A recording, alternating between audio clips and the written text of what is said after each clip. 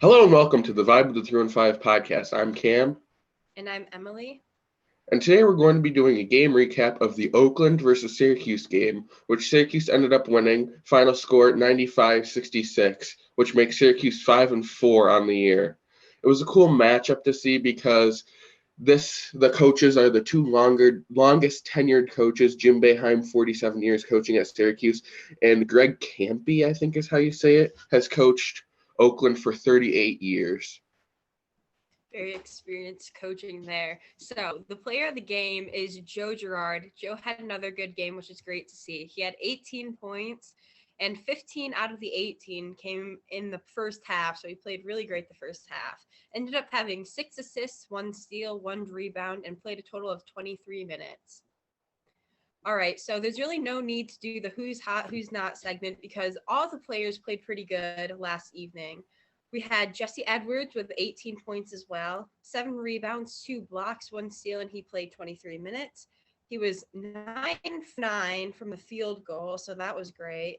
And then one of the 9 players in the country to have a double double, so he's been playing great this year. Again, Joe Girard, as we mentioned, had a great game as well.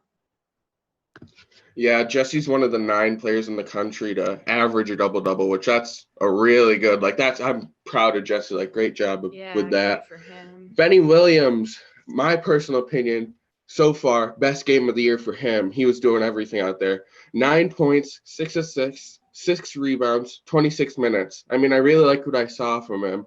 He was unselfish with the ball. He had 6 assists, obviously. There were multiple times where he went for blocks. He didn't get them, but he was still trying for it. He was jumping for him, which I like the effort. If he continues to play like this, I like Syracuse's odds better than if he's not doing too well. I like the assist numbers. I like the rebound numbers. I like the 9 points is still good for him.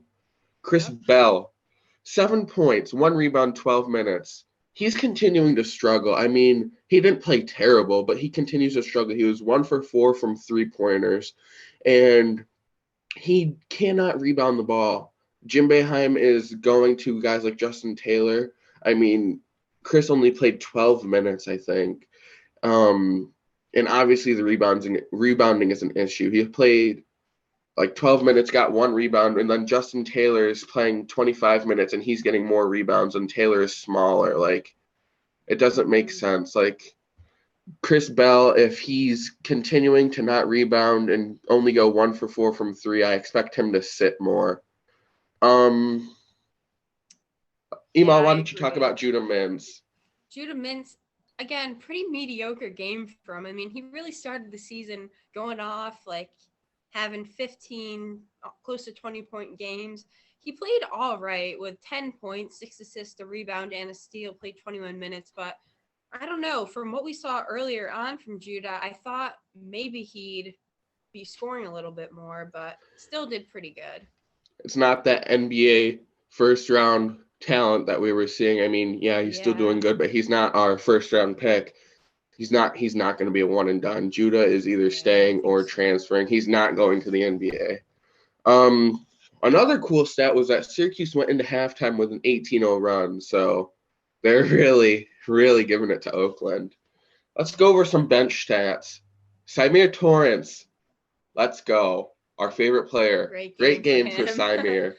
12 points, 5 assists, 2 rebounds, a steal in 12 minutes. He continues to impress, and I personally think he needs more minutes.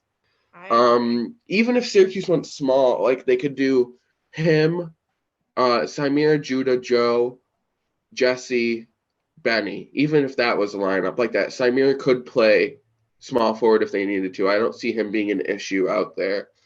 Malik Brown, great game for him. I'm proud of him being a freshman. 12 points, 7 rebounds, 1 assist, 1 steal in 16 minutes. So he showed a good flash. I mean, I could see him to continue to take over for Jesse Edwards in the long run, next year when Jesse's not here. Malik is a work in progress type of player. Eventually, he's going to be good, and I can see him really turning into something for Syracuse. Yeah, I like what I saw from him last night for sure. Justin Taylor, decent game. He had 5 points, 4 rebounds, 1 block, a steal, and played 25 minutes. I would have expected maybe a little more scoring from him playing a whole 25 minutes, but Syracuse still won. It was a great game overall for them, so not a huge deal. John Bolajak had 2 points, 6 rebounds, 3 assists, a steal, and played 8 minutes. Had a lot of rebounds for the time he played. He's really great defensively, so we love to see that. Quadir Copeland ended up having 2 points, 2 steals, and played 11 minutes. Monir Hema had a block, 2 rebounds, and played in 8 minutes total. And it seems like Justin Taylor and John Bolajak continue to have a lot of minutes off the bench, which is good to see.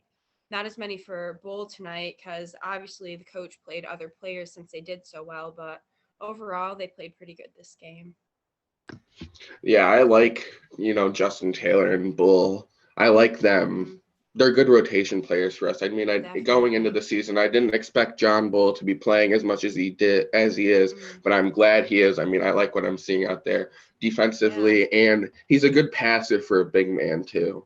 Yeah. Like Emal was saying, a lot of players played. Almost everybody played. There was only 3 guys that didn't, and Samir Torrance and Malik Brown saw more minutes than usual, which I liked because they had good games. And for the most part in this game, Syracuse stayed out of foul trouble. Monir Hema was the leading person with fouls, with 3, which isn't even that bad. And a handful of players had 1 or 2 fouls. So overall, we were out of foul trouble. Nobody fouled out. Really, after that one game where those couple games where Jesse fouled out, he's really been a good boy about the fouls. He hasn't been as much in foul trouble recently. Mm-hmm. Yeah, he definitely stays aware and is careful not to foul out. Walk-ons played, which is so exciting to see. This is the first time, I think, this season where they've got some playing time. They got like 5 minutes, too, not too shabby. I know, Jim emptied the bench early. I was surprised. Yeah, so we had Arthur Cortez play, Nico Ruffins, and then Anthony Clayton, which he had 1 steal, and they played the final 5 minutes. Speaking of the walk-ons, Anthony Clayton was in the game, and Rocket Watts ended up committing a flagrant foul against him. He was out of bounds, and he fell near the scorer's table due to a shove by Rocket Watts. So that was unfortunate to see that Clayton went down.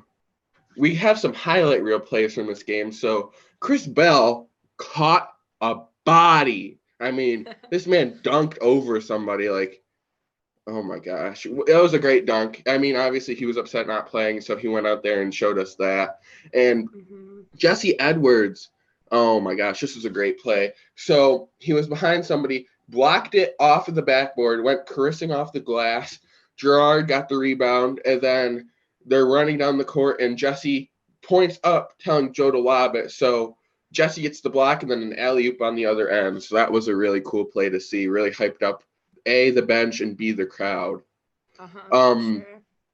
The only guys that did not play this game were Stephen Keating, Shane Feldman, and Peter Carey, which I think it's interesting for Peter Carey that he didn't play. We saw him play big minutes against Bryant, and he played well. But this isn't confirmed, but this is just a personal take from me. I think Peter Carey might be redshirting this year. It would make sense because, we have Jesse Edwards. He's our big scorer. He's our number 1 guy. But if he's in foul trouble or needs to get taken out or whatever, Monir Hema is a good replacement for him. So I think Carey might be redshirting. And he's still eligible because he's only played 3 games.